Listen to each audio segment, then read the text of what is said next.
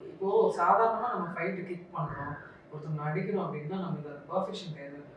But ஒரு கேமராவ set பண்ணி, ஒரு ஆங்கிள்ல இந்த மாரி ஒரு ஃபிளிப் இப்டி எடுத்து இப்டி பண்ணும்போது, அது ஒரு லென்த் அதெல்லாம் கட் ஆகக்கூடாது. ஒரு ஃபுல் ஃப்ளெஷ்டா இருக்கணும். அப்டி கிராஸ் ஆவணும். அந்த கம்போசிங் கரெக்ட்டா எல்லா ஃபைட் எல்லாம் அது அது it's more like a design.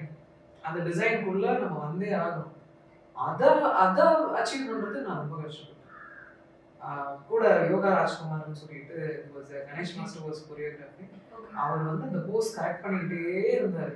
ஏன்னா, பண்ணி, பண்ணி, பண்ணி ஒரு பாயிண்ட்ல என்ன ஆகும்னா, ஐயோ! இப்படி இல்லடா அப்படின்னு இருக்கும். ஆனா, என்ன மீறின ஒரு சக்தி இதுக்கு தேவைப்படுது. ஏன்னா, அவர் வந்து ஒரு பையனுக்கு எப்படி கம்போஸ் பண்ணுவாரோ, அதே மாரி தான் எனக்கு கம்போஸ் பண்ணியிருந்தாரு.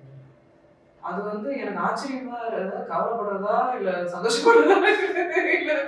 ஏன்னா, நான் வந்து ஃபைட் பண்ணும்போது எனக்கு அவ்ளோ ஒரு சேலஞ்சிங்கா இருந்தது. அவர் என்ன யோசிச்சு அதெல்லாம் பண்ண வச்சிருப்பாருன்றது அப்புறம் தான் புரிஞ்சது.